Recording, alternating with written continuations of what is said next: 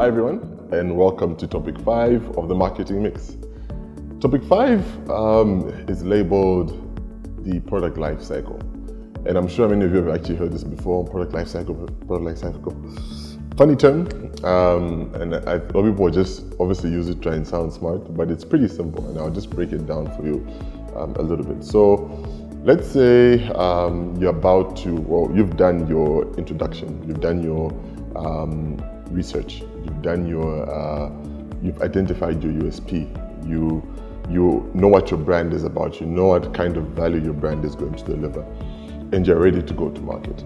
So before you go to market, understand that your product is going to go through a life cycle, like pretty much everything in this world, human beings, nature, we all have our own cycles. So does a product, so does a service.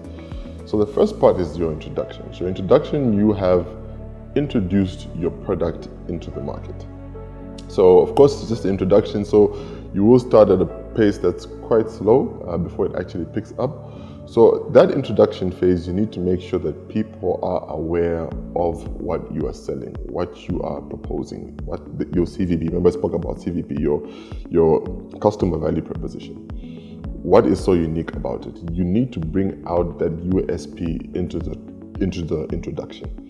So your introduction should be fire, your introduction should be impactful, and create awareness about the value that you're bringing. Is it the price? Is it the customer experience? Is it the fact that you get an additional X or Y if you do this?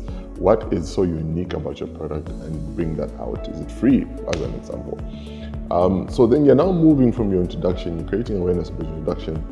You're now moving into the growth phase. So there's a bit of an incline that's happening. So during that incline, people are getting aware of your brand. Not only are they getting more aware of your brand, they're beginning to adopt, they're beginning to actually buy into the value that you are actually selling. So you're selling the value, they're giving you cash in exchange for that value. And that's your growth. And you're at the point of your growth, and I always say this, the key, the main focus, or the most important and most impactful channel of marketing for me is word of mouth. Once you land that message, once you land that value proposition into the minds of the consumer, you are at a good place, because that begins now to expand, that begins to grow.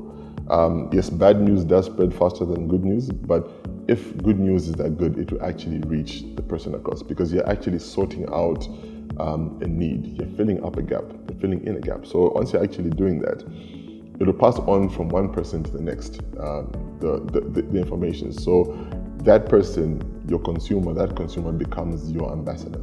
And that's during your growth phase. During your maturity phase, so you're going from introduction to your growth to your maturity. So maturity is where you're going to have most of your revenue, most of your profits. So even at that particular point, when you reach your maturity, reduce on your marketing spend as well. You don't need that much.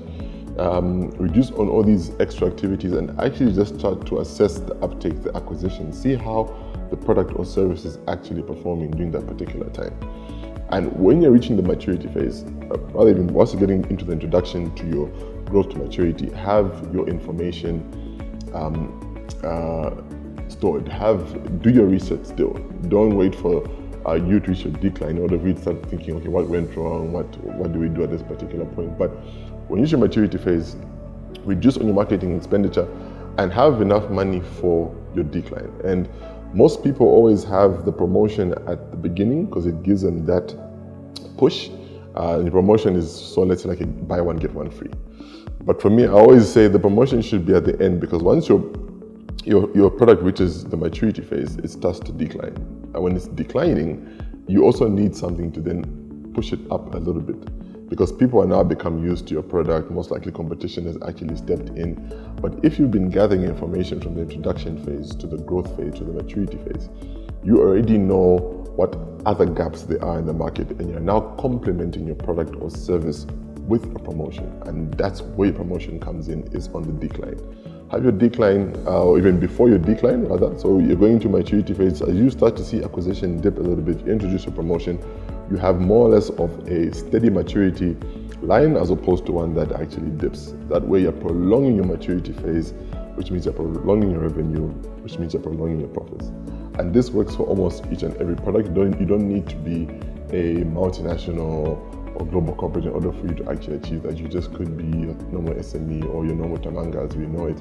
But just because you know the type of life cycle, you understand the market, you know what to do at the right time, you will survive.